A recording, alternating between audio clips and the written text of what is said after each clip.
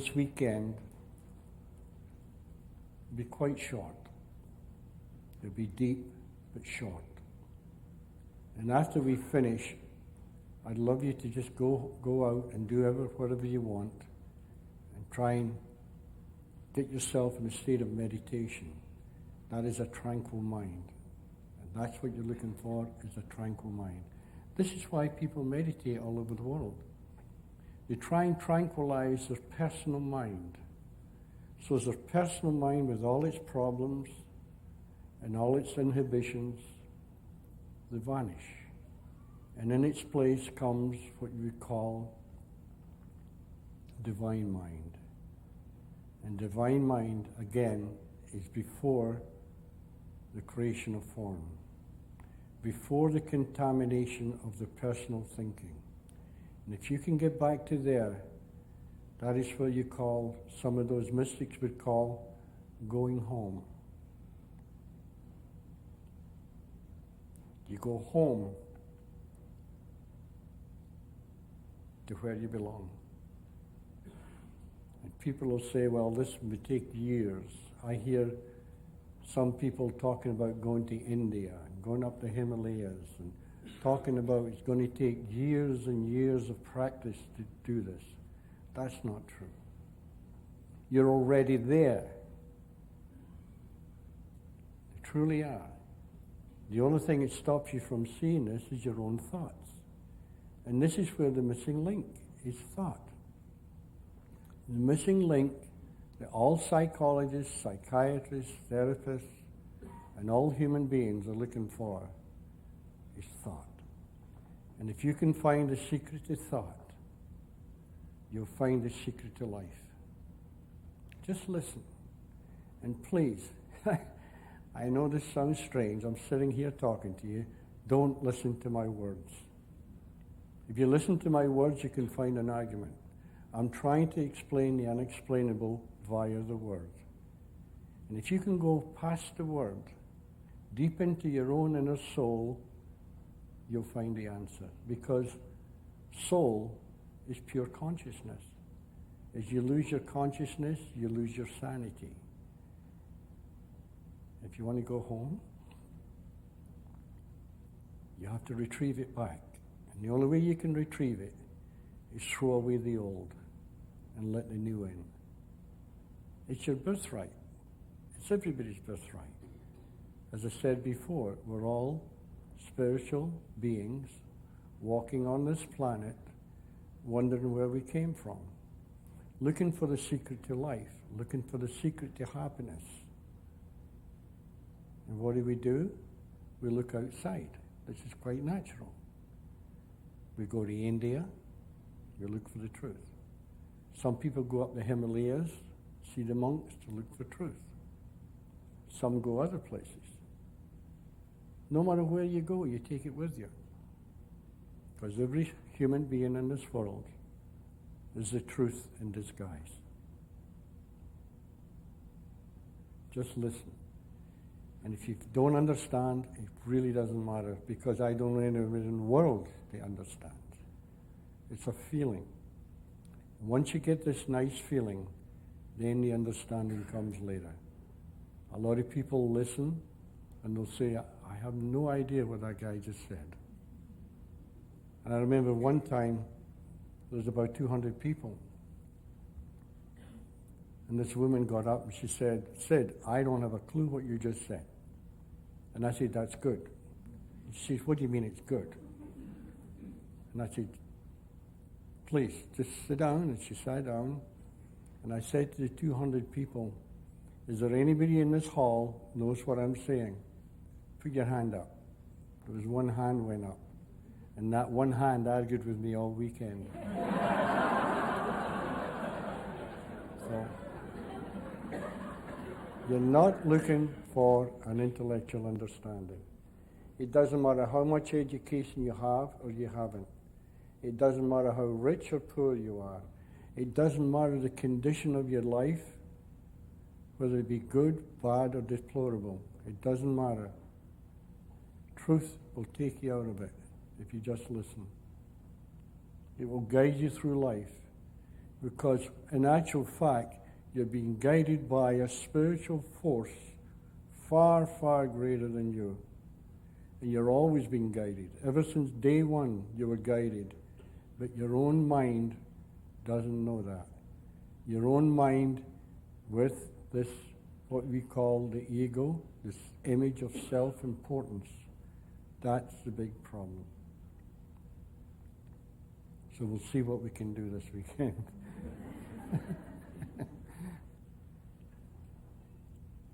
Mind, consciousness, and thought. They're the three principles that let us relate to reality. They're the three principles that let us live in this world called what we call reality. They're the guide. And if you use them properly, you will be guided. And this is where some people call faith. If you have enough faith that those three principles, left alone, will guide you through life, they'll take you from the most deplorable conditions to happiness. No matter what. And a lot of people say, well, that's okay for you, Sid. But what about me? I live in this horrible situation. It doesn't matter. It's got nothing to do with this world. You're not looking for anything from this world. You're looking from an inner world. You know how the great mystics of the world throughout time have always said, look within for the answer? Well, I'm saying the same thing. You have to look within. And within is not inside your body. It's just an expression to say that you've already got it. It's deep in your soul. That's what within is. It's deep within your soul. And if you can clear your soul, you'll clear your eyes, because the eyes truly are the windows to the soul. Whatever you see, that's how you live. However you think, that's how you live. We have 5 senses: tasting, smelling, seeing, etc., etc. You all know them. On their own, they are totally useless. They have no life of their own. Not until they're amalgamated with mind, consciousness, and thought. These are the 3 principles that bring life into your whole system. They are life. They are life before form. Ignore the form, go back into the spiritual, and you'll find your answer. Now, I know in this room right now, there's almost every kind of religion known. And I'm going to ask you to be very patient with me, and because all the major religions in the world, they all have the answer. But it's hidden. It's hidden in a maze of thoughts, ideas, concepts. And there is no thought, no concept in this world holds the truth. No matter what you think it is, it isn't. People will say to me, well, how can you say that, Sid? Because how do you know what I'm thinking? It doesn't matter what you're thinking. It doesn't matter what your concept is. You're wrong. There is not one concept in this world holds the truth. You have to go beyond all those concepts, ideas, etc., etc. And where do you find it? In the stillness of your mind, in the quiet chambers of your mind. This is where the rebirth takes place, and you go from the known to the unknown, from the physical to the spiritual. Now, there is no end to this answer. So if anybody ever gets cocky and says, oh, I know what the 3 principles are, mind, consciousness, and thought. You get a 5-year-old to figure that one out in 2 minutes. That's not the answer. That's just words. But when you go deeper inside yourself and you find the answer you're looking for and you share it with a patient, and that patient hears beyond your word, and a little light goes on their head, a little spiritual light goes on, and it brings out what is called inner knowledge. The mystics talk about true knowledge. What is true knowledge? Another word for it is wisdom. And wisdom is spiritual intelligence before the contamination of human thought. That's what wisdom is. And that's what you people have been finding. And keep going. Never close your mind. Never think. Never get cocky and let your old ego think that you've found something. Just be grateful for what you have found. Be grateful for something that has changed your life. Be grateful for something that's changed your marriage. Be grateful for something that you can hand to your children. And it's a feeling. Gratefulness is a feeling. You're looking for a feeling. That's why I'm saying to you, don't listen to the words. Look for a feeling. And if you leave this room today and you have a nice feeling, you're getting it. You might not get it today, you might get it tomorrow. You might clue in when you're driving down the highway, and all of a sudden you think, that's what he meant. Got it. From then on, your life will never, never be the same.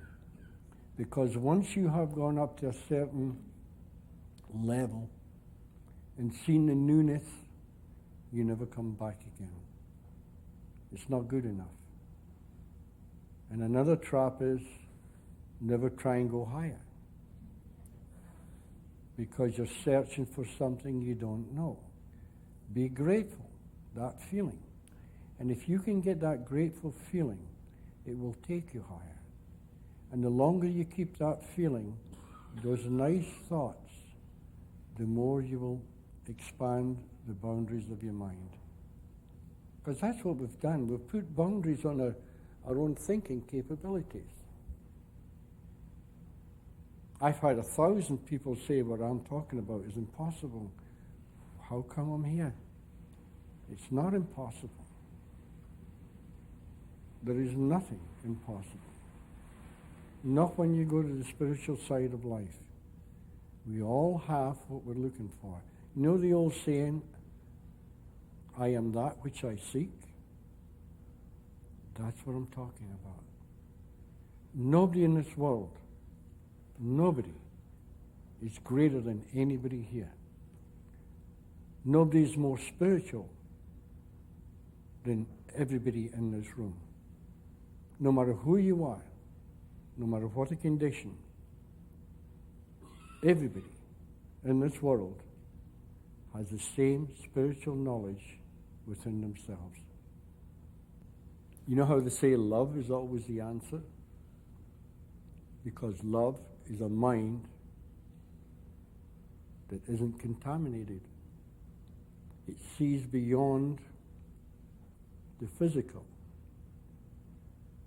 to the spiritual part of every human being. That's what true love is. True love is understanding.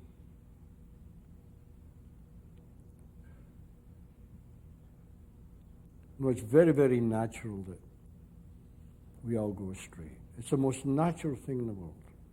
You have a baby, and it comes into this world. The moment it comes into this world, it has actually come from the spiritual into the physical.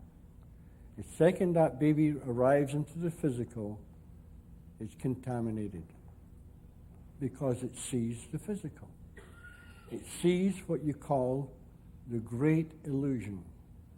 And the great illusion is life. life as you know it.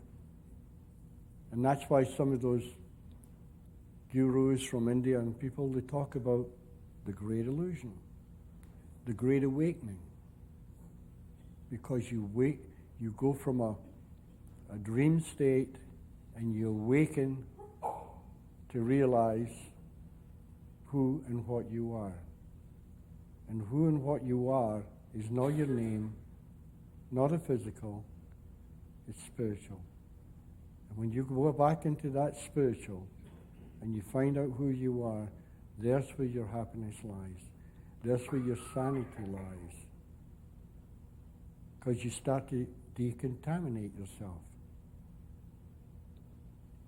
And to decontaminate yourself, you have to throw away the contaminated version. People will say, oh, I want to change, but I don't want to change. I say, wait a minute, that's impossible. What do you mean? Will you explain that to me?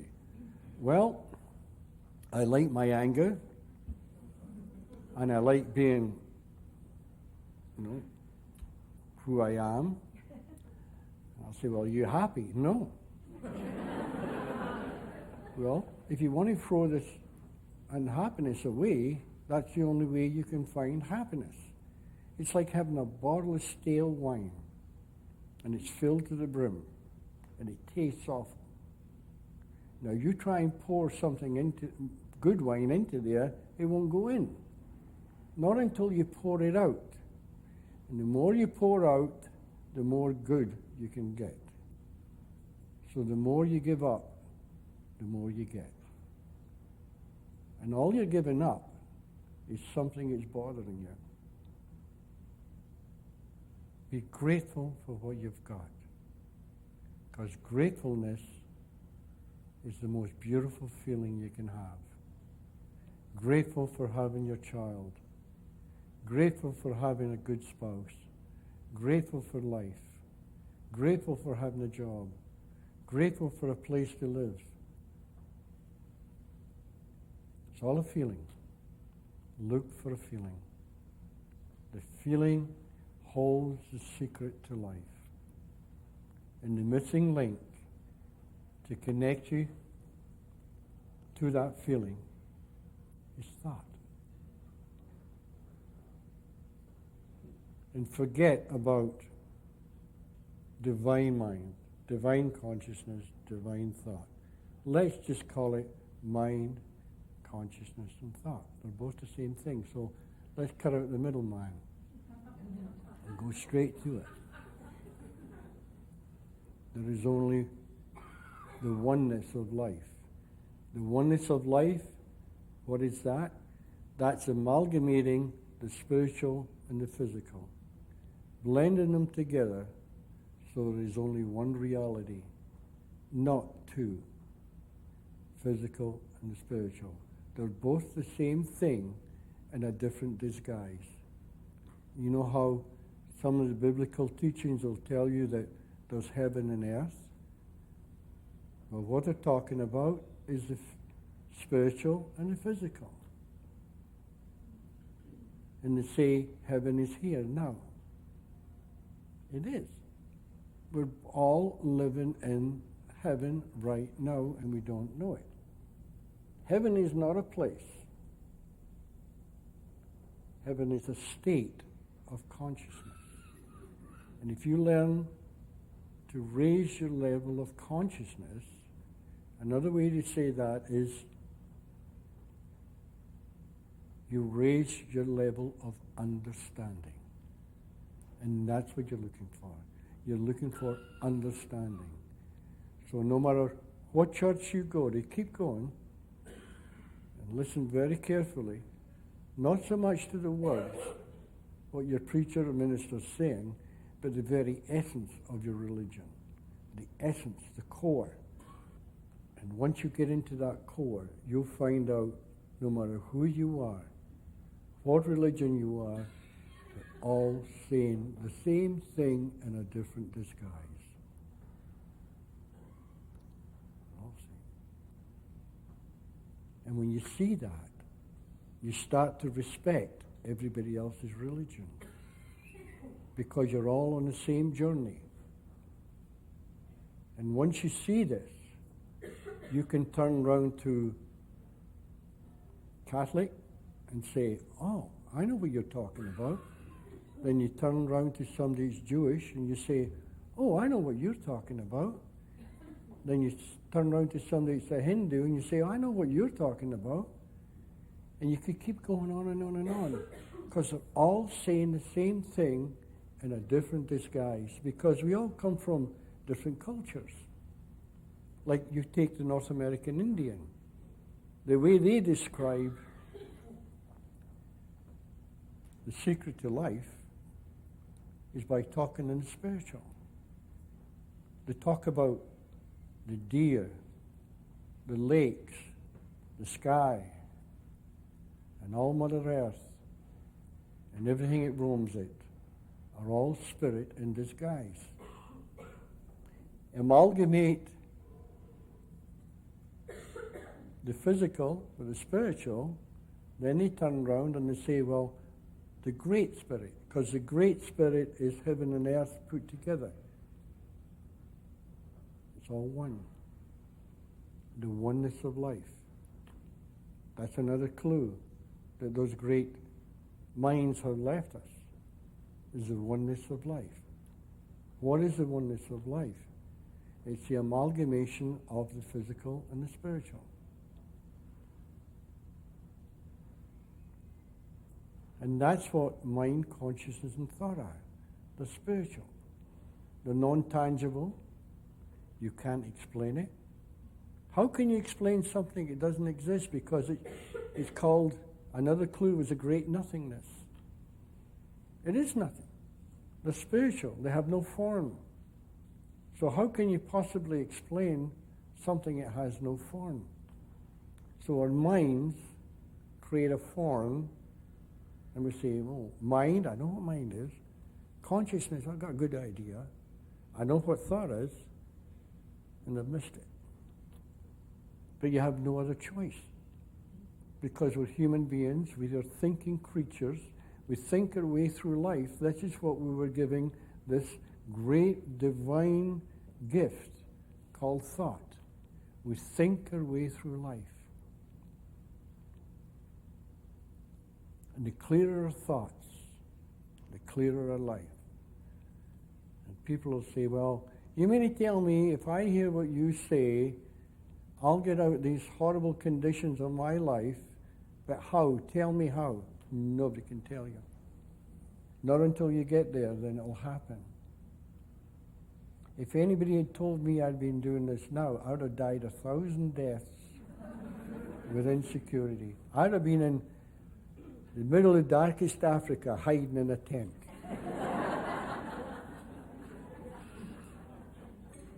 Because I was an insecure, I was a mess.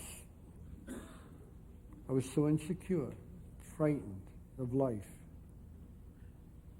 So you can't project. And I know a lot of people might be sitting here now saying, wow, that's a good thing. I'll have to remember that to put this in my work.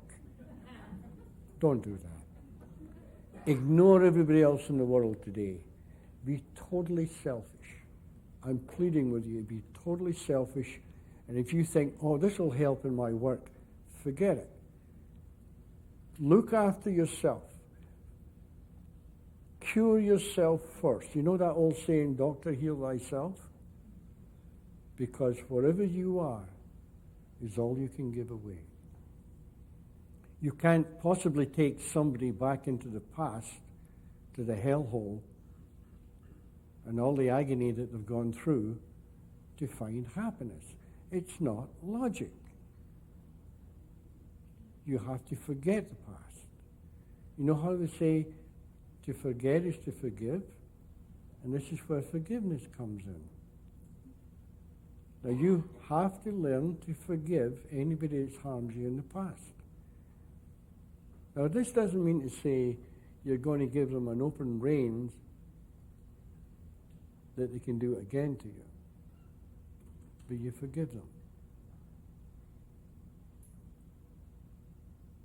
This is why the biblical preachers, teachings, they all say the same thing, forgiveness.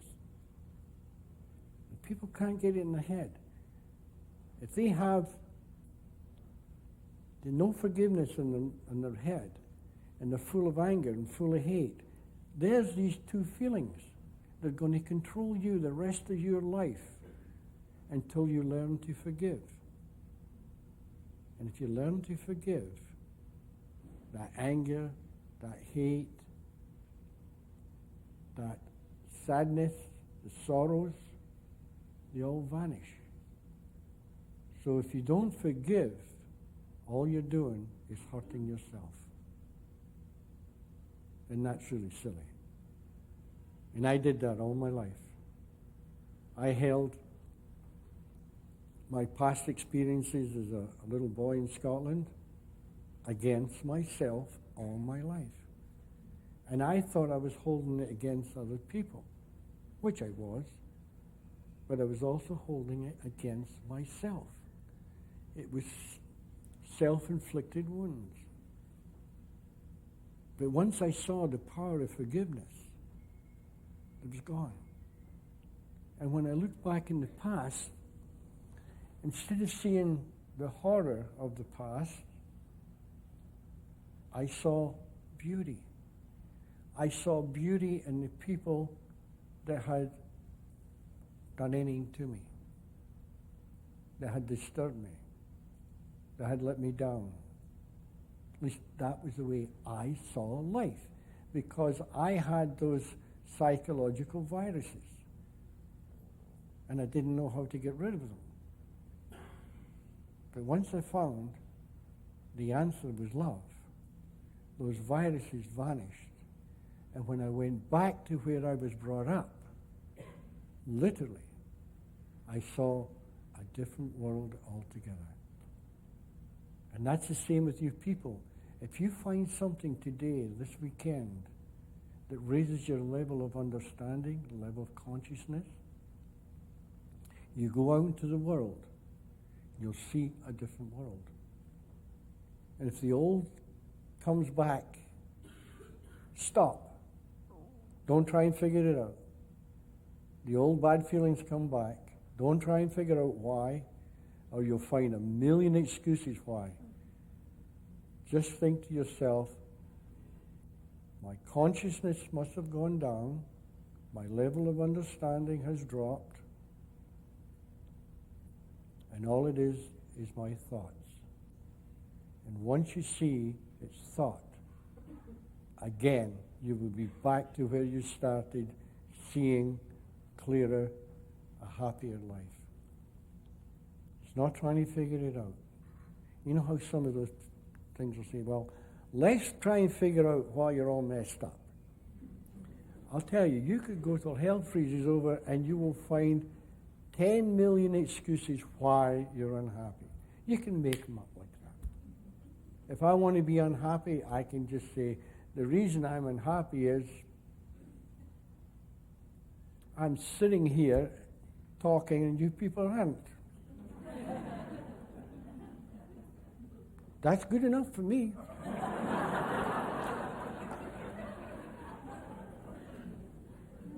And that's mostly what therapy is about, is looking for excuses.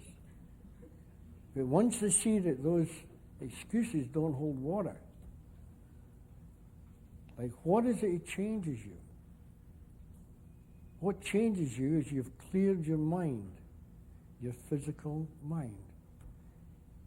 Another thing they believe, a lot of people believe, is the mind is the brain. That's not so. Mind is spiritual. It's a spiritual intelligence before the formation of this physical reality.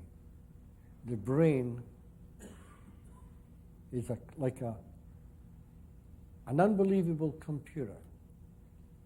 It's a physical computer. And like any other computer on earth, whatever you put into your computer, that's all you can get out. You can't get anything out of your computer you haven't put in it. And that's what your brain is. And if you have a good brain, you have a good computer. And the beauty is, it's a small one. It's like a laptop. You can take it everywhere. And if you want to change programs, you just change the disk. What is a disk? It's a thought. And you've got a whole pile of them. You've got as many disks as you want. And any time that you want to change, you just, oh, I want hostility today. Okay? Put it in, and you go click, and then you're hostile. You say, oh, I'm fed up with this hostility. I wish I was a bit calmer and a bit happier. And you go, oh. And you go through your index and say, oh, here's one. Happiness. You put it in, click, and you go, oh, it's a nice world. It's all illusion. This is why they talk about the great illusion.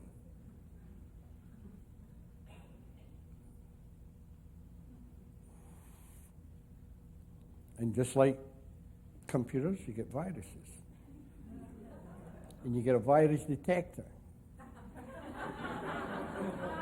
And a virus detector is your own feelings. And you think, wow, I've got a bad virus today. Woo. I can get rid of it. I've got this horrible feeling. Again, you just take a little disc, and it says virus detector. You put it in. You think, that's what it was. It's gone. All it was a bad thought. Thought is the missing link that literally everybody in the world is looking for. And if you can see that this is the way it is, you'll find your happiness. You'll see your children different. You'll see your marriage different. You see life different. As long as you put in the proper disc. And as I say before, the disc is thought. Go to happiness. And if you go in that direction, you can't go wrong.